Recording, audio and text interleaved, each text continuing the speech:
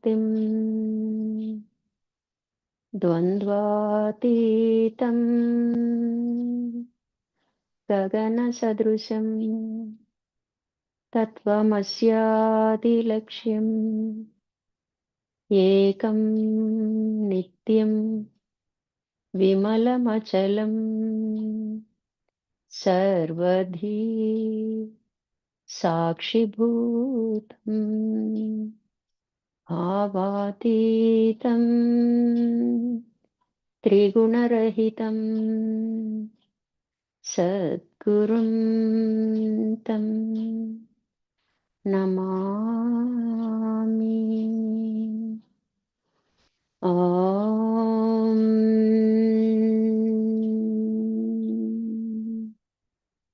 నమో బ్రహ్మాదిభ్యో బ్రహ్మ విద్యా సాంప్రదాయ కర్తృభ్యో వంశ-ఋషిభ్యో మహాభ్యో నమో గురుభ్యః. సర్వోపప్లవరహిత ప్రజ్ఞానఘన ప్రత్యగర్తో బ్రహ్మైవాహమస్మి అహం పదార్థరహితః. సదాశివసమారంభాః వ్యాసశంకరమధ్యమాం అస్మదాచార్యపర్యంతాం వందే గురుపరంపరాం. ఓం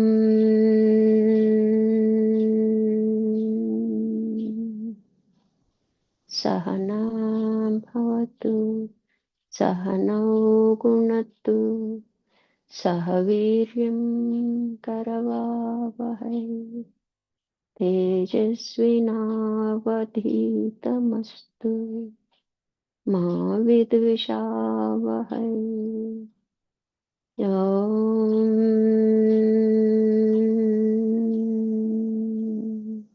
తత్సత్. ఓం శ్రీ గురుభ్యో నమః. హరి ఓం. హరి ఓం స్వామివారు. హరి ఓం అమ్మ అందరికీ. పరిప్రశ్న. మనం గురుతత్వం గురించి తెలుసుకుంటున్నాం. నిన్న శిష్యుడికి ఉండవలసిన 2 ముఖ్య లక్షణాలు ఏంటి అంటే, సాకారుడైన గురువుని నిరాకారుడిగా తలంచగలగాలి, చూడగలగాలి. అప్పుడు మనకి కష్టమైన సమయంలో, మన కష్ట సమయంలో ఏమైద్ది అంటే, గురువుని ప్రార్థిస్తే గురు కృప అనేది అనుభవానికి వస్తుంది. అంటే అర్థం ఏంటి? అప్పుడు మన ఎదురుగా లేరు, మనం ఏమి డైరెక్ట్గా ఆయనకి మాటల రూపంలో చెప్పలేదు. కానీ మనకి నిరాకారుడని ఎప్పుడైతే భావిస్తామో, మన లోపల భావం గురుదేవ రక్షించు అన్న భావన మనలో ఎప్పుడైతే మొదలైందో, ఆయన అంతటా ఉన్నాడు కదా, వెంటనే మనకి ఆదుకుంటాడు. ఆ అనుభవం వెంటనే తీరిపోయింది అనుకోండి, అది మన అనుభవమే కదా. అట్లా మనం ప్రయత్నిస్తే మనకి తెలుస్తూ ఉంటుంది అనమాట. అలాగే 2వ లక్షణం అయితే దృఢమైన సహనశీలత, సాధనకి ఉండవలసిన 2వ లక్షణము. ఆ సహనము శ్రద్ధతో ఉండాలన్నమాట. వెయిట్ చేయమన్నారుగా, వెయిట్ చేద్దాంలే, ఇప్పుడు అంత తొందరగా ఏమొస్తుందిలే, అలా కాదనమాట. చేసే విధానము, మనం చేసే సాధన శ్రద్ధగా చేస్తూనే, ఇంకా రాలేదన్న భావన వచ్చినప్పుడు వచ్చేటప్పటికే వస్తుంది. నేను చేయవలసింది నేను చేస్తూ ఉంటాను, పొందవలసింది తప్పకుండా పొందే తీరుతాను అన్న సహన భావం మనకి, శ్రద్ధతో మనము సహనం వహిస్తే తప్పనిసరిగా మిగతా అన్ని లక్షణాలు మనకి చేరతాయి అనమాట. ఎందుకంటే ఈ 2 లక్షణాలే మిగతా అన్ని మంచి లక్షణాలకి ఆధారం అన్నమాట. సాధకులు ఎవరిపైన అభియోగం మోపరు. మనము నిమిత్త కారణం అని మనం చెప్పుకున్నాం క్లాస్లో. నిమిత్త కారణం, ఎవరి వలన మనం బాధపడినా, మాట పడినా, ఫలానా వ్యక్తి, నామరూపాత్మకమైన వ్యక్తుల్ని మనం దృష్టిలో ద్వేషించకూడదు. వాళ్ళ వల్లనే నాకు ఇలా జరిగింది, వాళ్ళు ఇలా అనకపోయి ఉంటే నేను ఇలా ఉండేదాన్ని కాదు, ఇలాంటివన్నీ కూడా నింద అనేది సాధకులు మోపరు. మన గొంతులో ఉంటే వారే కాదు, ఎవరైనా రోడ్డు మీద వెళ్ళే వాళ్ళైనా ఏదో ఒక మాట అనేసి, ఆ పర్టికులర్ మాట మనం పడవలసి ఉంటే వెళ్తూ వెళ్తూ ఎవరొకళ్ళు ఏదో కామెంట్ చేసి వెళ్ళొచ్చు అనమాట. అట్లా మనకి తప్పనిసరిగా మనం పడవలసింది కాబట్టి ఓహో నా వంతులో ఈ అనుభవం కూడా కోరుకున్నానా అనుకోవాలి, అంతే తప్ప ఎవ్వరి మీద మనం నిందని మోపకూడదన్నమాట. సావధానంగా ఉంటారు, ప్రశాంతంగా ఉంటారు. అవునా ఆలోచిస్తారు అన్న తర్వాత నేను ఎందుకు ఈ మాట పడాల్సి వచ్చింది, నేనేమన్నా అన్నానా? నేనేమన్నా తప్పుగా ప్రవర్తి చేశానా? ముందు మనల్ని మనం ముందు ఎదుటోళ్ళ మీద కోపం తెచ్చుకోవటం కాదు. ఏదైనా ఒక సందర్భం వచ్చినప్పుడు ఓకే. మనం ఒకసారి విచారణ చేయాలి. అవును నేనిప్పుడు అది అనకుండా ఉండాల్సింది. అప్పుడు అలా ఆలోచన చేయకుండా ఉండాల్సింది అనొచ్చిందనుకోండి. అప్పుడు మనల్ని మనం సరిదిద్దుకుంటాంగా. అప్పుడు ఎదుటి వాళ్ళని ఎందుకు తప్పు పడతాము? ఒకవేళ మనకి అప్పుడు గూడా మనం అనలేదు, మనం సక్రమంగానే ఉన్నాం. ఒకటికి 2 సార్లు తరిచి చూసుకుందాం మనల్ని మనం. తరిచి చూసుకున్న తర్వాత అప్పుడు ఎదుటోళ్ళు అన్నారు భావన కూడా మనకక్కర్లా. అంతే. అంటే అన్నారులే. నాకు ఆ లక్షణం ఏం లేదు కదా! అనుకోగలగాలనమాట. సుఖదుఖాల పట్ల సమభావం వహించటం. కష్టమొచ్చినా, సుఖమొచ్చినా శరీరం తీసుకున్న తర్వాత తప్పనిసరి. ఒక సుఖం వెంటనే దుఃఖముంటది. మనం ఆనందపడేలోపే ఇంకేదో మనకి దుఃఖం కలిగించేది ఆ దుఃఖం ఎల్లకాలం దుఃఖం ఉండిపోదు. దుఃఖపడుతుండంగానే ఏదో ఒక సంతోషకరమైన వార్త మనకి అందవచ్చనమాట. ఇట్లా మనకి సుఖదుఖాల పట్ల సమభావం వహించడం. ప్రాపంచిక వైరాగ్యం కలిగి ఉండటం సాధకునికి శ్రేష్టమైన లక్షణం. ప్రపంచం పట్ల వైరాగ్యం ఉండాలండి. అంటే వైరాగ్యం ఉండటంటే ఏది నాకు అవసరం లేదా అనుకోక్కర్లేదు. మనం శరీరధారులం, సంసారంలో ఉన్నాము. సో, కొన్ని నీడుంటాయి. కొన్ని తప్పనిసరిగా ఆచరించవలసినవి, చేయవలసినవి ఉంటాయి. అప్పుడు ఎలా వైరాగ్య భావం ఎలా ఉండాలి? మన భావనలో లోపల ఉండాలి. ఇప్పుడు ఇది లేకపోతే ఏమైందని. మనం ధరించినప్పటికీ ఇది లేకపోతే నేను ఫంక్షన్‌కెళ్ళను. ఇది లేకపోతే నేనేమి చేయలేను. ఇట్లా కాకుండా వైరాగ్యం అనేది సమస్థితి. మనకి అన్నీ సమంగా స్వీకరించడం అన్నమాట. అదే వైరాగ్యంగా చెప్పొచ్చు. ఇది లేకుండా నేను ఉండలేనన్న బలహీనత లేకపోతే వైరాగ్య భావన ఉన్నట్టు. వచ్చింది, వంతులో ఉంది, అనుభవిస్తున్నాను, అయిపోయింది. అప్పుడు మనం ఎగిరెగిరి పడక్కర్లేదు. వచ్చింది, నా వంతులో ఉంది దుఃఖము, కృంగిపోను. ఇట్లా మనం ఉండగలగాలనమాట. వైరాగ్య భావం అంటే అలా చూడగలగాలనమాట. ఇది లేకపోతే నేను ఉండలేను అన్న భావన లేకపోవటమే వైరాగ్యంగా స్వీకరించవచ్చనమాట. శ్రేష్టమైన లక్షణం అని చెప్తున్నారు. గురు కృప వలన వివేక శక్తి పెరుగుతుంది. కేవలం వివేకం అనేది గురువు ద్వారానే పొందుతామండి. అది మనం బాహ్య ప్రపంచంలో అయినా సరే, ఎల్‌కేజీ నుంచి మనము పీహెచ్‌డీ చేసే వరకు గూడా ఒక గురువంటూ ఉంటాడు. ఆయన ద్వారానే ఇది ఇలా ఆలోచిస్తే బావుంటదిగా మనకొక ఆలోచనొస్తది. కానీ ఆయన వెళ్ళే విధానం అందులో వెళ్ళిన దారిలో కాబట్టి దానికి తగ్గ సలహా ఇస్తుంటారు. అలా వివేకాన్ని మనం పెంచుకోగలుగుతాం. అలాగే సద్గురువు గూడా మనకి వివేకాన్ని ప్రసాదిస్తారనమాట. అంటే మనకి బుద్ధుంది ఓకే. ఏం చేస్తాము? ఏదైనా ఆప్షన్స్ వచ్చినప్పుడు మనసు చాలా ఆప్షన్స్ చూస్తది. అందులో ఒకటి చేసుకోవాలి కంపల్సరీ బుద్ధి. అంటే అప్పుడు వివేకం ఉంటే సరైంది తీసుకుంటాము. మనం సహజంగా జనరల్‌గా జీవభావంతో మనం ఏం చేస్తుంటాం అంటే పూర్వ అనుభవాలను వెతుకుతదనమాట. వెతికిన తర్వాత అప్పుడు పరిస్థితులను బట్టి అది అయిన తీరుని బట్టి మనకి అందిస్తది. అప్పుడు నిర్ణయం తీసుకుంటాం. అదే వివేకం ఉందనుకోండి, ఒకటికి 2 సార్లు మనం ఆలోచించుకుంటాం. సరైన ఆప్షన్‌ని తీసుకుంటాం అన్నమాట. ఇట్లా గురు కృప వలన వివేక శక్తి అనేది పెరుగుతుంది. గురువు ఆదేశాలు స్వప్నంలో, ధ్యానంలో, సంకేత రూపంలో అందుతూ ఉంటాయన్నమాట. మన కలగన్నాము. లేచి చూస్తే మనకి స్ఫురించింది గుర్తుంటదనమాట. అప్పుడు ఇలా చేయమన్నారు గదా గురువు, లేతే ఇది చెప్పారు గదా! అని చాలా చాలా సార్లు మనకు ఆ అనుభవం ఉంటది. అలాగే మనకి ధ్యానంలో కూర్చున్నప్పుడు కూడా కొన్ని సిగ్నల్స్ ఒస్తాయన్నమాట. అవి అర్థం చేసుకోవాలి అంటే మన అంతఃకరణ శుద్ధంగా ఉండాలి. అందరం ధ్యానం చేస్తామండి. కానీ కొద్దిమంది మాత్రమే వాటిల్ని అందుకోగలుగుతారనమాట. అంటే అంతఃకరణ శుద్ధి ప్రధానం అన్నమాట. మనం ఏంటంటే గ్రహించలేకపోతామనమాట. ఆయనెప్పుడూ నిరంతరం మన చుట్టూతోనే ఉంటాడు. మనలోనే ఉంటాడు. ఆయన ఇది మంచి, ఇది మనం అనుకుంటాం చూడండి ఒకసారి లోపల నుంచి అనిపిస్తానే ఉంది ఇదొద్దు, వద్దు అని. అయినా సరే చేశా. అందుకే ఇలా జరిగింది అనుకుంటుంటాం గదా! అంటే మన అంతరాత్మ, ఆత్మబలం చెప్పేది మనం పట్టించుకోమనమాట. అంటే ఆ గురు ప్రేరణని అర్థం చేసుకోవటానికి కూడా మనం గురువు మీద విశ్వాసం ఉండాలి. శరణాగతులమవ్వాలి. స్వచ్ఛంగా ఉండాలనమాట. ఇట్లా ధ్యానంలో సంకేత రూపంలో అందుతూ ఉంటాయి. గ్రహించి పాటిస్తాడు శిష్యుడు. గురువు ఆదేశాలు ఆలోచనా తరంగాలుగా సాధకుని తయారయ్యి. ఎలా అంటే ఆయన ఎప్పుడైతే అక్కడెక్కడో ఉన్న గురువు ఆదేశిస్తే ఇక్కడ శిష్యుడు అందుకుంటాడనమాట. తన ఆలోచనలోకి అవి వచ్చేస్తాయన్నమాట. ఆలోచన పరంపరలో. మనం శంకరాచార్యుల వారిది ఇవన్నీ మనం వింటూనే ఉన్నాం గదా! అట్లా ఆ ఆలోచన తరంగాల రూపంలో మనకి ఆయన ఆదేశాలు అందుతే దాని ప్రకారం పాటిస్తూ ఉంటారనమాట. అది సశిష్య లక్షణం అనమాట.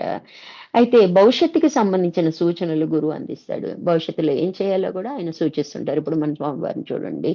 స్టెప్ బై స్టెప్ ఎలా మనల్ని తీసుకువెళ్తున్నారు. అది ప్లానింగ్ ప్రకారం మనకి ఆశ్రమాలు గాని ఇవన్నీ కూడా ఆయన ఆదేశానుసారం భవిష్యత్తు గురించి సూచనలు అన్నీ అందులో ఉంటాయి. ఇట్లా ఆలోచన తరంగాలను అనుసరించి సాధకుడు తన కర్మలు చేస్తూ ఉంటాడు.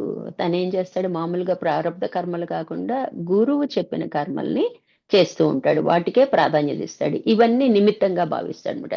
ఇప్పుడేంటి ఇవే మనకి పెద్ద హైరాణాలు, పెద్ద టాస్క్ అనమాట. మార్నింగ్ లేచిన దగ్గర నుంచి పడుకునే వరకు మన పనులనేవి.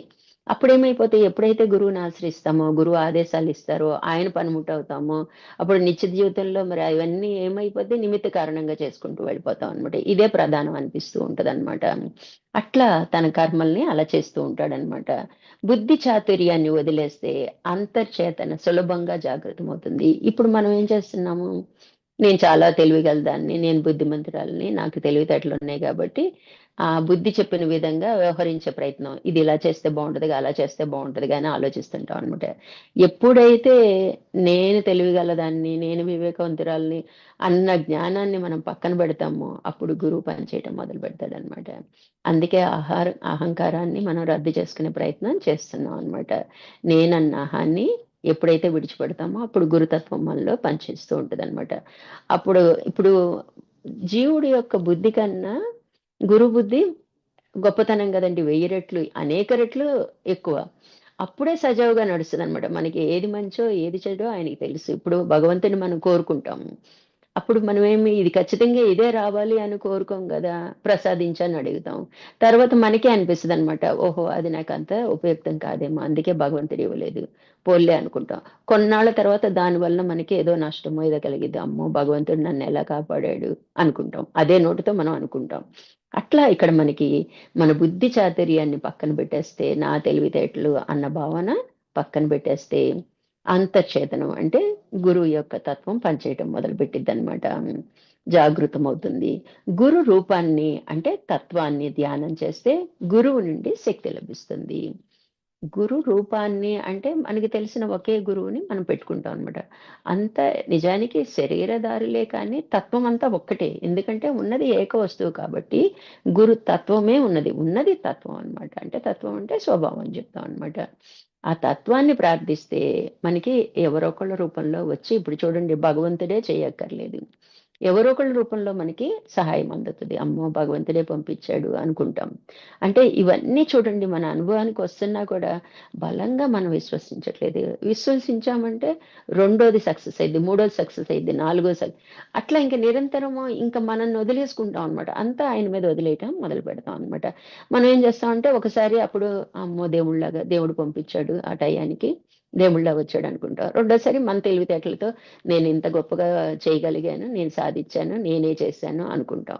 అనేటప్పటికి ఏమైంది, ఆ మేల్కొన్న జాగృతమైన ఆ గురుతత్వాన్ని మళ్ళీ మనము పక్కకు పెట్టేసాం అనమాట. ఇక్కడ మనము మనకు అనుభవం కలిగినప్పుడు దాన్ని నిలబెట్టుకునేది కూడా సాధకుల లక్షణమే అనమాట. నిలబెట్టుకోవాలి అంతే. తత్వాన్ని ధ్యానం చేస్తే గురువు నుండి శక్తి లభిస్తుంది. భాషకు అందనది భావానికి తెలుస్తుంది. నోటి వాక్కులతో ఇప్పుడు గురువేమి నోటితో మాట్లాడక్కర్లేదు.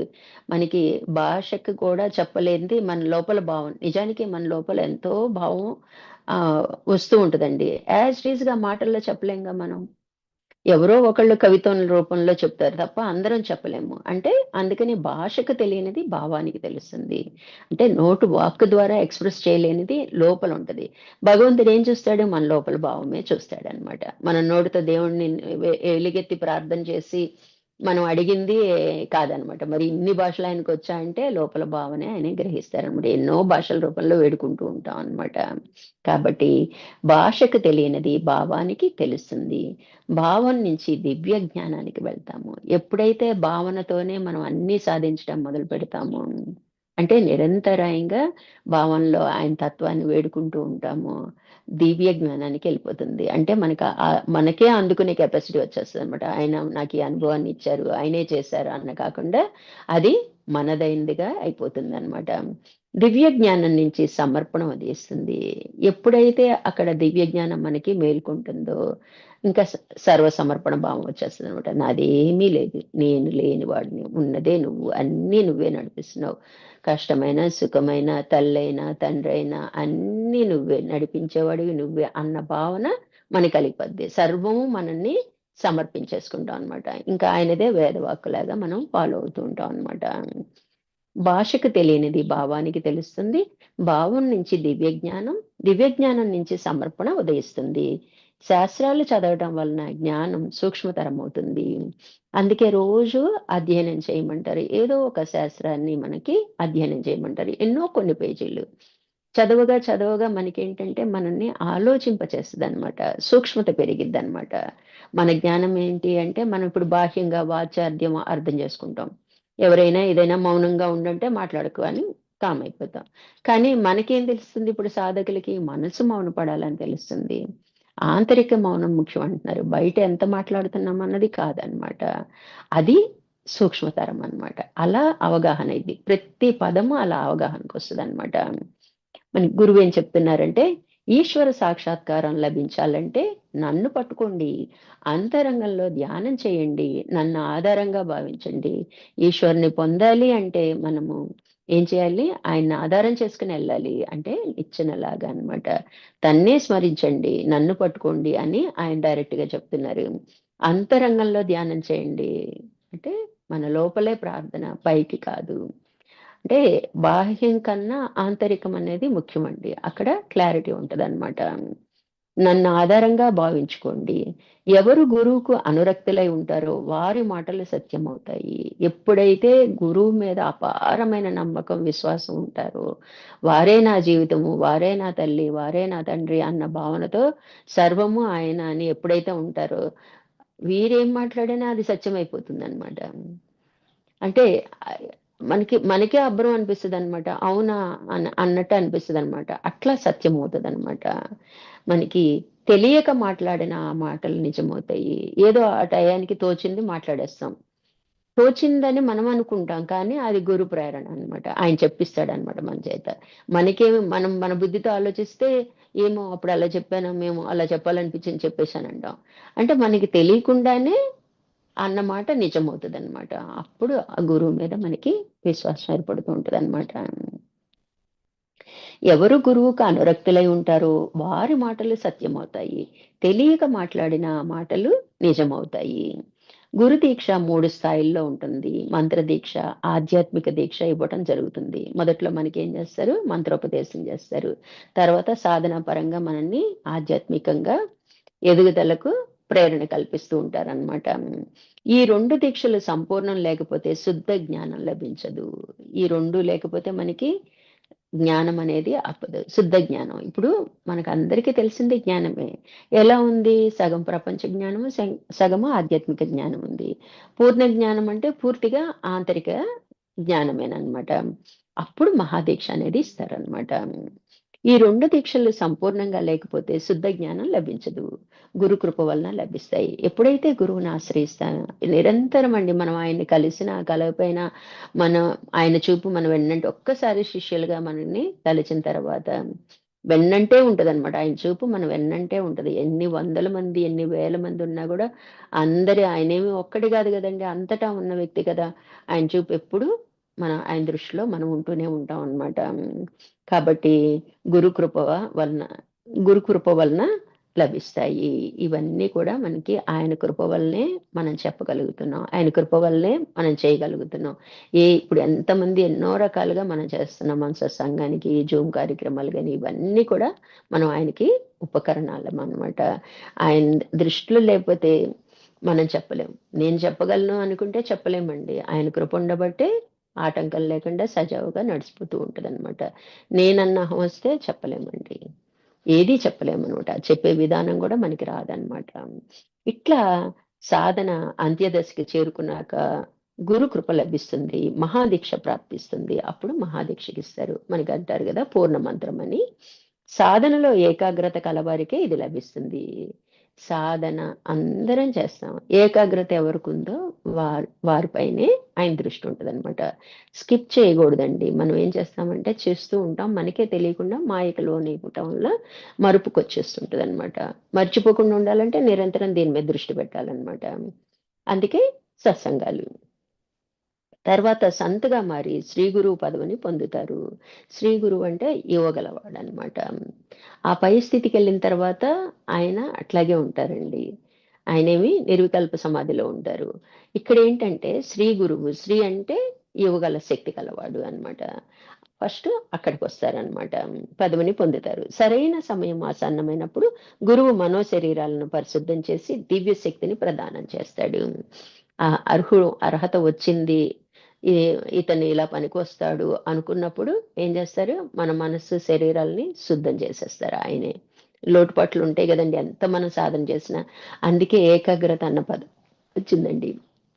మనం ఎప్పుడైతే ఏకాగ్రంగా చేస్తామో గురువు దృష్టి ఉంటదనమాట. అరే! వీడు చాలా కష్టపడుతున్నాడు, వీడిని దాటించాల్సిన బాధ్యత నాదే ఉంది అని. అంటే మనం తిప్పలు పడుతుంటాం. చిన్నపిల్లలు ఏదైనా చేసేటప్పుడు మనకి హెల్ప్ చేయాలనిపిస్తది చూడండి. అరే! వీడు తిప్పలు పడుతున్నాడు, వీడికి ఏమన్నా సాయం చేద్దాము అని. అట్లా ఆయనకి కూడా అనిపిస్తదనమాట. అప్పుడు మన మన ఏకాగ్రత, మన సాధన గమనించిన తర్వాత అందులో ముందుకు నడవలేకపోతున్నప్పుడు ఆయన ఏం చేస్తారు, ఆయనే మన శరీరాలను శుద్ధం చేసేస్తారనమాట. చేసి శక్తిని ప్రసాదిస్తారనమాట. దాన్ని శక్తిపాతం అని కూడా అంటారనమాట. శక్తిపాతంతో పాటు భక్తి జ్ఞానం కూడా లభిస్తాయి. ఒక్కసారి ఆయన శక్తి ఇచ్చారు అంటే మనకి ఆటోమేటిక్‌గా భక్తి కలిగిద్ది, జ్ఞానము కలిగిద్దనమాట. మనకి తెలుసు కదా! నవవిధ భక్తి మార్గాల్లో ఏదున్నా ప్లస్ జ్ఞానం ఉండాల్సిందే. వీరు సమాజ పతనాన్ని నిలువరిస్తూ ఉంటారు. వీరేం చేస్తుంటారు అంటే ఇదయిపోయింది గదా! శక్తితో పాటు భక్తి జ్ఞానం కూడా లభిస్తాయి. కుండలిని శక్తి జాగృతమయ్యి దివ్యానందం కలుగుతుంది. కుండలిని యాక్టివేట్ అయ్యి దివ్యమైన ఆనందం అంటే ఏంటో రుచి చూస్తాం. ఇప్పుడు మనకు తెలిసేదేంటి? నిజానికి ఆనందపడుతున్నాను అంటాం గానీ సంతోషం అన్నమాట మనది. సాపేక్షమైనదన్నమాట. నిజ ఆనందాన్ని చవి చూస్తే గాని మనకి తెలీదన్నమాట. అందులోని మహత్తు. అప్పుడు అందులోంచి ఎప్పటికి మనము బయటికి రామన్నమాట. ఒక్కసారి అడుగుపెట్టాక ఎప్పటికి ఇంకా బ్యాక్‌కి రామన్నమాట. కుండలిని శక్తి జాగృతమయ్యి దివ్యానందం కలుగుతుంది. శిష్యుల యోగ్యతను అనుసరించి గురువు దీక్షనిస్తాడు. ఎవరికి మనకి గ్రూప్‌లు ఉన్నాయి గదా! ఎవరి యోగ్యతను బట్టి వాళ్ళకి ఆ మంత్రాన్ని అసైన్ చేస్తూ ఉంటారన్నమాట. గురు మార్గం అంత సులభమైనది కాదు. గురువు గురువు ద్వారా ఎళ్ళాలి. అందుకే గురువుని ఆశ్రయించిన తర్వాత నాకు కష్టాలెక్కువున్నాయండి అనుకుంటూ ఉంటాం అనమాట. అంత సులభమైనదేమీ కాదనమాట. గురువుని ఎలా ఆశ్రయించాలి? ఎలా సేవించాలి? ఎలా ప్రీతి కలిగించాలి? ఎలా ధ్యానించాలి? ఎలా ఉపాసించాలి? ఇవన్నీ ఎన్నో నియమాలు శ్రద్ధతో, దృఢ సంకల్పంతో, విశ్వాసంతో, కృషితో కూడుకున్న విషయాలు. మనం ఏమనుకుంటాం ఆయనకి ఏదైనా గిఫ్ట్ రూపంలో ఇస్తే, బట్టలు పెడితే, ధనమిస్తే ఏమీ పని చేయవండి ఆధ్యాత్మికంగా. ఎన్నో నియమ నిబంధనలు మనలోనే మన అంతఃకరణమే ఎంత క్లీన్ చేసుకోవాలన్నది, ఎంత శుద్ధత అన్నది ఇక్కడ చేయవలసిన పనన్నమాట. మనకి గురుగీత చెప్పారు గదా స్వామివారు. అందులో ప్రతి ఒక్క విషయం గురించి మనకి బాగా వివరణ ఉంటదండి. ఇట్లా మనకి గురు మార్గం అంత సులభమైనది కాదు. గురువు ఎలా ఆశ్రయించాలి? ఆయన్ని ఆశ్రయించాలంటేనే ఒక పద్ధతి ఉంటది. ఎలా సేవించాలి? మనం శుశ్రూషలని జెప్తాం. ఎలా ప్రీతి కలిగించాలి? ఎలా ధ్యానించాలి? ఎలా ఉపాసించాలి? ఇవన్నీ ఎన్నో నియమాలతో, శ్రద్ధతో, దృఢ సంకల్పంతో, విశ్వాసంతో, కృషితో కూడుకున్న విషయాలు. మనం ప్రతి దానికి ముందు గురువుని ప్రార్థించిన తర్వాతే మొదలుపెడతాం చూడండి. అట్లా ఎన్నో నియమాలతో మనకి గురుగీతలో చాలా వివరణ ఉంది. స్వామివారి బోధ నుంచి గ్రహించవచ్చండి. ఎప్పుడైనా అవకాశం ఉంటే మనం తెలుసుకుందాం. మననం చేసుకుందాం. అనుక్షణం జాగరూకత లేని వారికి గురువు అనుగ్రహం సాధ్యం కాదు. జాగ్రత్త లేదు అంటే ఏం చేస్తాడు? మరుపుకొచ్చేస్తుంటది. బాహ్య ప్రపంచం సత్యం అనుకుని కాసేపు ఇటు ఎంటర్‌టైన్ చేస్తాడు. కాసేపు ఇటు ఉంటాడు. కాసేపు అటు ఉంటాడు. కాసేపు ఇటు ఉంటాడు. అప్పుడు గురువు దృష్టి ఎక్కడ నిలబడిద్ది? కాబట్టి పూర్తిగా మనం ఆయన్ని అందుకోలేమనమాట. జ్ఞాన సిద్ధికి గురు శరణాగతి కన్నా వేరే మార్గమే లేదు. నువ్వు తప్ప నన్ను ఈ సంసార భారం నుంచి పడవేసేవాడు ఎవ్వరూ లేరు అన్న గట్టి విశ్వాసంతో శరణాగతులం అయితేనే ఆయన అనుగ్రహం. అది తప్ప వేరే దారి లేదండి. ఆయన శరణాగతి వేడితే తప్ప మనకి ముక్తి మోక్షం అనేది రాదు. ఆ విషయాన్ని గట్టిగా విశ్వసించాలి.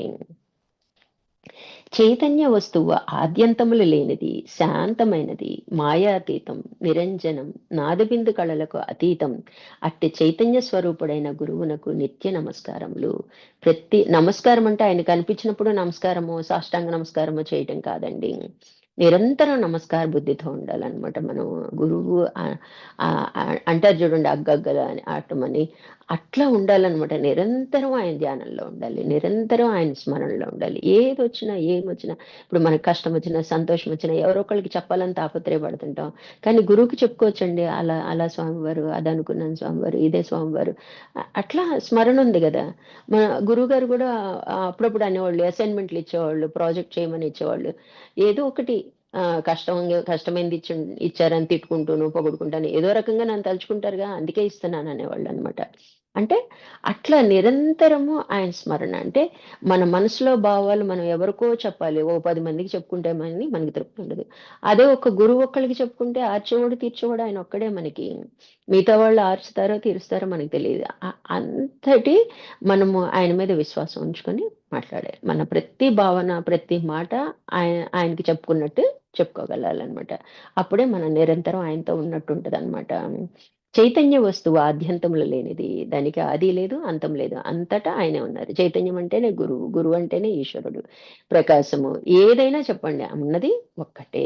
దానికి ఎన్నో పేర్లు మనకు అర్థమవటం కోసం పెట్టుకున్నాం అనమాట. శాంతమైనది, మాయాతీతమైనది, మాయకి అతీతమైనది, నిరంజనం, నాదబిందు కళలకు అతీతమైనది, ఈ సృష్టి అంతటికీ అవల ఉన్నదన్నమాట. వాటన్నిటికీ ఆధారమైనదన్నమాట.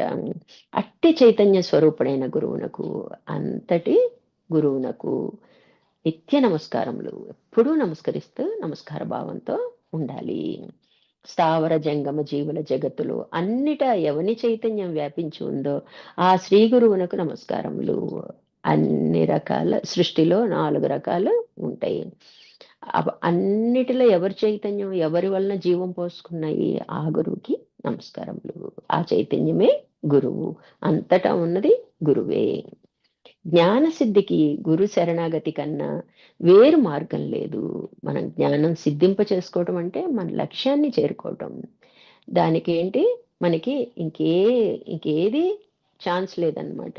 ఇదొక్కటే మార్గము. జ్ఞాన సిద్ధికి గురు శరణాగతి కన్నా వేరు మార్గమే లేదు. గురువుని పట్టుకుంటేనే, ఈశ్వరుని పట్టుకున్నావు అనుకోండి గురువుని ప్రసాదిస్తాడు, గురువుని పట్టుకుంటే నిన్నే ఈశ్వరుని చేస్తాడు అనమాట.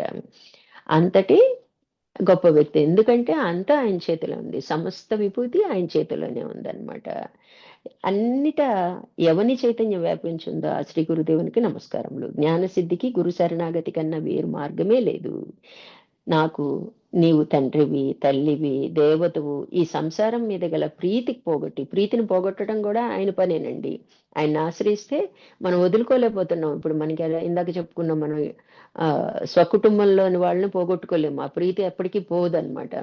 అది కూడా ఆయనే పోగొడతాడనమాట. శ్రీ గురువైన నీకు నమస్కారములు. అటువంటి గురువునకు ఇవ్వగలవాడికి నమస్కారములు. గురువు సచ్చితానంద తత్వమూర్తి. సచ్చితానందం అనేది ముందు మనం చేరుకోవాల్సిన లక్ష్యం అనమాట. భేదాతీత స్థితే జనన మరణాల అతీత స్థితి. ఎప్పుడైతే భేదభావం పోయిందో మళ్ళీ జన్మించాల్సిన అవసరం ఉండదు. భేదభావం ఉండబట్టే కదండి వాళ్ళంటే ఇష్టం, వీళ్ళంటే ఇష్టం లేదు, వాళ్ళంటే కోపం, వీళ్ళంటే ప్రీతి. ఇలాంటి అన్ని ద్వంద్వభావాలన్నీ ఎందుకు వస్తున్నాయి అంటే ద్వంద్వంగా ఆలోచిస్తున్నాం కాబట్టి, నాకంటే వేరే ఉన్నారు అనే ఆలోచన కాబట్టి. ఆ ఆలోచన లేదనుకోండి, ఆటోమేటిక్గా మన సంసారంలో మళ్ళీ అడుగు పెట్టాల్సిన అవసరం ఉండదు. అంటే మళ్ళీ జన్మించాల్సిన అవసరం మనకి ఉండదు. అదే పరబ్రహ్మ స్థితి. గురువు అనుగ్రహించేది అదే స్థితి. గురువు మనకి ప్రసాదించేది ఆ పరబ్రహ్మ స్థితినే మనకు అనుగ్రహిస్తారనమాట. కేవలం ఆయన అనుగ్రహం అండి. సాధన అంతా 99%, 99.99% మనం చేసినా కూడా 0.0001% మూల ప్రకృతి నుంచి బయటపడేయాలి, ఆ మాయ నుంచి బయటపడేయాలి అంటే గురువు ఉండాల్సిందే. అందుకే గురువుని శరణాగతి వేడాలి. ఆయన లేనిదే మన జీవితమే లేదండి. మామూలుగా నిత్య జీవితమైనా అంతర్జీవితమైనా అనమాట. మోక్షం అనేది ఆయన లేకపోతే ఇంపాసిబుల్ అనమాట. వారికి వారే అయిపోయారు కదా కొంతమంది అంటే పూర్వజన్మలో ఆల్రెడీ వాళ్ళు ఎంతో సాధనలు చేసి ఎంతో పై స్థితికి వెళ్ళి చివరి మినిట్లో శరీరం వదులుంటే ఈ జన్మలో పుడుతూనే అందులోకి ఉంటారనమాట. అంతే తప్ప గురువు లేకుండా అనేది జరగదనమాట. అందుకని భేదాతీ భేదాతీత స్థితియే జన్మ మరణాతీత స్థితి. అదే పరబ్రహ్మ స్థితి. గురువు అనుగ్రహించేది అదే స్థితి. ఆయన మనకి ఇచ్చేది అత్యంత పెద్ద స్థితి అండి. ఇంకా దాన్ని దాటింది లేదనమాట. జ్ఞానం అనే అగ్ని ప్రభావం చేత శిష్యులకు అనేక జన్మల నుంచి వచ్చిన కోట్లాది కర్మలను దహించి వేసే శ్రీ గురువునకు నమస్కారములు. మనకేంటండి, జ్ఞానంతో మనకి సంచితం దగ్ధమైద్దని చెప్పుకుంటాం. అంటే ఈ ఒక్క జన్మలో మన ప్రారంభ కర్మల్ని ఆగామి లేకుండా చేయగలిగితే, అంటే యాక్సెప్టెన్స్, వచ్చింది వచ్చినట్లు మనము దేనికోసం వచ్చింది ఈ దేహం, దీనికోసమే వచ్చిందని ముందే యాక్సెప్ట్ చేయాలన్నమాట. దాన్ని అలాగే నడవనిస్తే, అంటే మన ఊహాపోహలు కానీ చేతలు కానీ యాడ్ చేయకుండా ఉంటే ఆగామి ఉండదన్నమాట. దాన్ని అట్లాగే నడవనిచ్చినట్లయితే ఖచ్చితంగా ఆగామి ఉండదు. ఆగామి లేనప్పుడు జ్ఞానవంతమైన జీవితమేగా మంది. ఈ జ్ఞానాన్ని అగ్నితో పోలుస్తారు. ప్రపంచంలో జ్ఞానం కన్నా పవిత్రమైనది ఏదీ లేదు. అలాగే అగ్ని పవిత్రమైనది, అందుకే అగ్నితో పోలుస్తారనమాట. కాబట్టి ఈ సంచితం మూట, ఈ మనం ఏదైతే ఈ జన్మలో చేశామో అనేక లక్షల జన్మల్లో ఉండుండొచ్చండి మన కర్మలయన్ని. ఈ జ్ఞానం వలన అది రాజుకుని దాన్ని దగ్ధం చేస్తుంది అనమాట. అంటే మళ్ళీ పుట్టాల్సిన అవసరమే మనకి రాదనమాట. కాబట్టి కోట్లాది కర్మలను దహించి వేసే శ్రీ గురువునకు అది ఆయన అనుగ్రహం మేరకే జరిగిద్ది అనమాట. కోట్లాది కర్మలు, ఎన్నో కర్మలు చేయాలి. అందులో మంచి ఉండొచ్చు, చెడు ఉండొచ్చు, భారమైనవి ఉండొచ్చు, సులభమైనవి ఉండొచ్చు. ఏదైనా సరే అన్ని కర్మల్ని దగ్ధం చేసేది ఆ గురువే అన్నమాట. అందుకని ఆయనకి మనము నమస్కరిస్తున్నాము.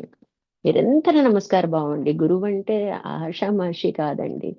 ఇప్పుడు పిల్లలు ఏదో రకంగా బాహ్య ప్రపంచ గురువు అయినా సరే అండి, మనం ఎప్పుడూ తప్పుగా మాట్లాడకూడదు. మనం ఏదో బాగా చదివేసుకున్నాం, వాళ్ళు 10th class LKG teacher 10th class అమ్మాయి అనుకోండి, అయినా సరే నమస్కరించాలి, గౌరవించాలండి. గురువు అన్న పదవికే అంత వాల్యూ ఉందండి. ఏది పడితే అది మాట్లాడేస్తున్నారు పిల్లలు. అసలు అది చాలా తప్పు అనమాట. దాని ఫలితం వాళ్ళు ఫేస్ చేస్తూనే ఉంటారనమాట. అందుకని మనము పెద్దలం, మనం చెప్పుకోవాలన్నమాట. తప్పు నాన్న అనకూడదు. ఇప్పుడు బాగా తెలివి మీరిపోయి టీచర్ వేయలేదు మార్కులు అంటారు. ఎందుకేరు? మనం చదివితే ఎందుకేరు? ఇంకా శ్రద్ధగా చదవాలి నాన్న. వేయకపోవటం అంటూ ఉండదన్నమాట. దానికి ఎన్నో ఉంటాయి అన్నమాట. ఇట్లా గురువుని మించిన తత్వమే లేదు, తపస్సు లేదు, జ్ఞానం లేదు.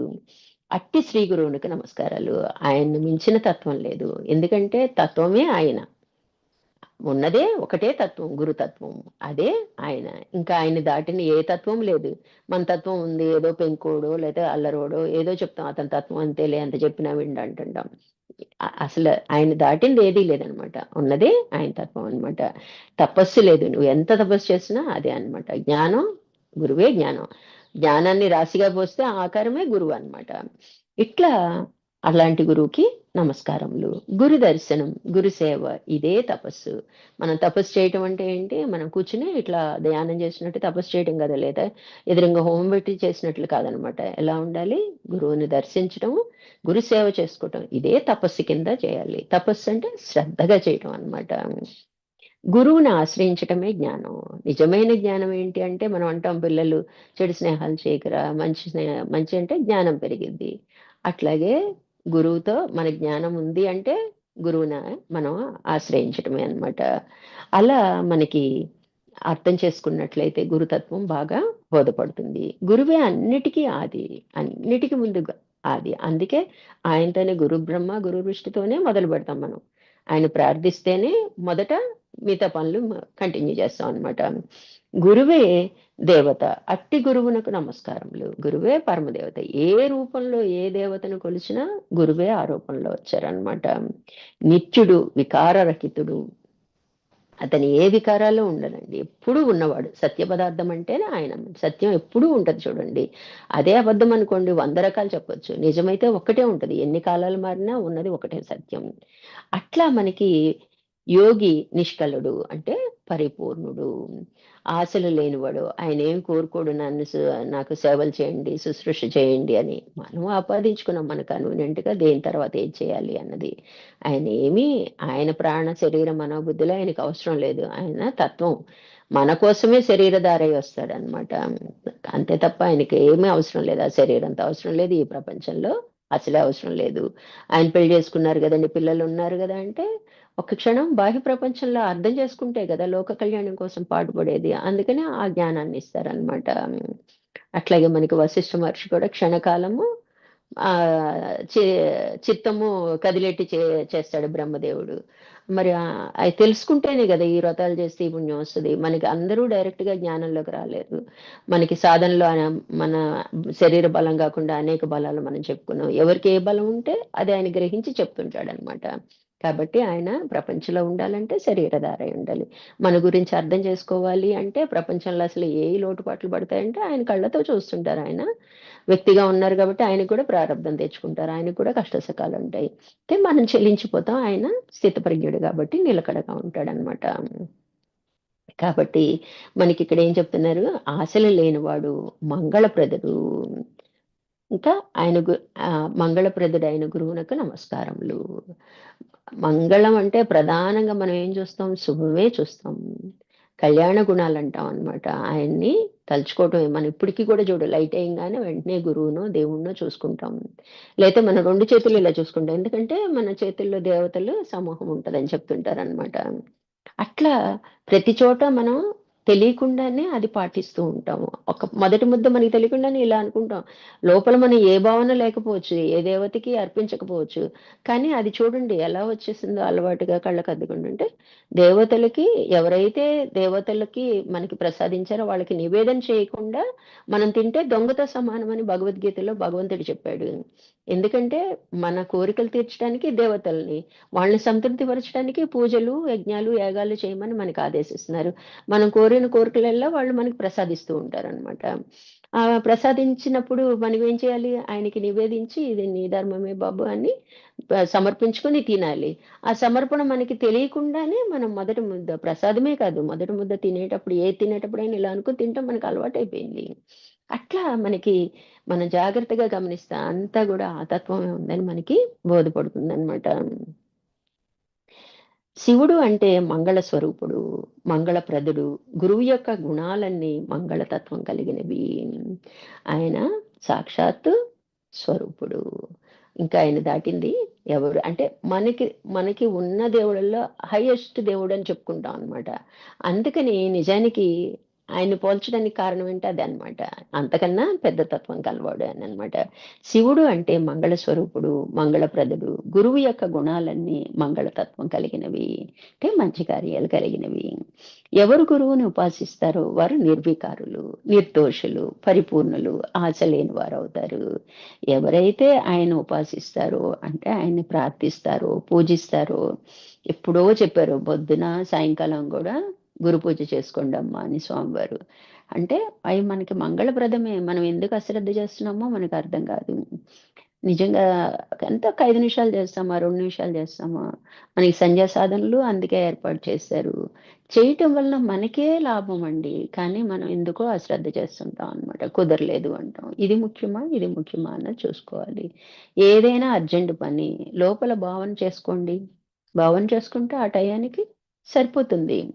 ఇట్లా మనకి వారు నిర్వికారులు, నిర్దోషులు, పరిపూర్ణులు, ఆశ లేని వారు అవుతారు. వాళ్ళు ఎవరైతే గురువుని ఆశ్రయిస్తారో వాళ్ళు ఆటోమేటిక్ గా ఏ వికారాన్ని పొందరు. అంటే రాగద్వేషాలకి లోనవరు. నిర్దోషులు, ఏ తప్పిదాలు ఉండవు వాళ్ళకి. పూర్ణం కలిగిన వ్యక్తులుగా ఉండిపోతారనమాట గురువుని ఆశ్రయించుంటే. శిష్యుని హృదయ పద్మమునకు సూర్యుని వంటి వాడు. గురువు ఎలాంటి వాడు అంటే మనకి శిష్యుని హృదయ పద్మానికి సూర్యుడు అంటే ప్రకాశం. ప్రకాశం అంటే జ్ఞానం అన్నమాట. సత్యస్వరూపుడు, జ్ఞాన స్వరూపి, ఉపనిషత్తులచే తెలియదగిన వాడు, మంగళ స్వరూపి అయిన గురువునకు నమస్కరిస్తున్నాము. మన శిష్యుని హృదయం అంటే మన బుద్ధే మన హృదయం అన్నమాట. ఎక్కడ మనకి జ్ఞానం రావాలి, బుద్ధిలో జ్ఞానము వివేకం వస్తేనే మనం ముక్తిని మోక్షాన్ని పొందగలుగుతాం అనమాట. కాబట్టి అది అందించగలవాడు, ప్రకాశింప చేయగలవాడు గురువే. అట్టి గురువునకు నమస్కారములు. బుద్ధి ఒక పద్మం, హృదయం మరొక పద్మం. ఇందు గురు హృదయం, జీవ హృదయం. వీటిని ఆధ్యాత్మిక, లౌకిక హృదయాలని చెప్పుకుంటాం. వీటిలో ఆధ్యాత్మిక హృదయం మనిషి కుడి ప్రక్కన ఉంటుంది. ఇది రక్త మాంసాలు లేని హృదయం. మనకి మామూలుగా ఎలా ఉంటదండి, ఎడం పక్కన హృదయం ఉంటది, అది మాంసపిండం. కుడి పక్కన ఇంకో హృదయం ఉందంటారు, అది గురు హృదయం అంటారు, ఆధ్యాత్మిక హృదయం అంటారు. అక్కడే మనకి వివేకాన్ని పొందే అవకాశం ఉంటదన్నమాట.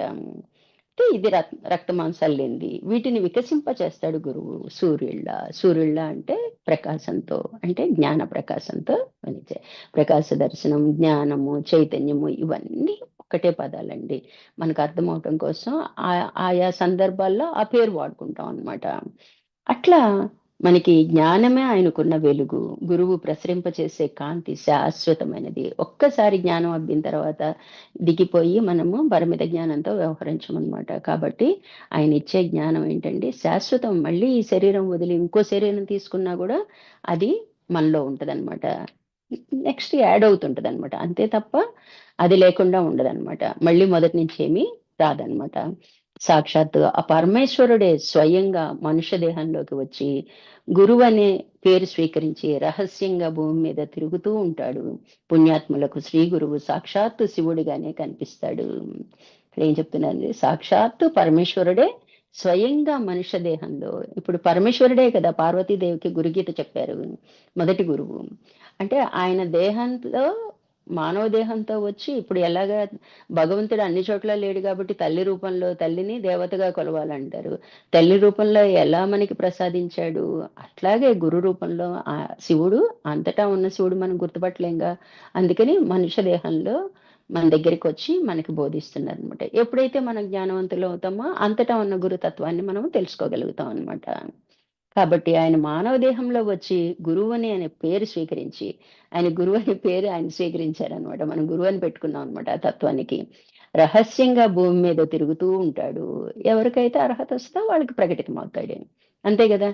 ఆయన మన చుట్టూ మామూలు మనిషిలాగే మనం తెలుసాడు. ఇప్పుడు విజయవాడలో ఉన్నారు మన స్వామివారు, ఎంతమంది తెలుసండి? కేవలం జ్ఞాన మార్గంలో ఉన్న వాళ్ళకే తెలుస్తుంది. మిగతా మామూలుగా ఎంప్లాయీగానే చూస్తాం మనం.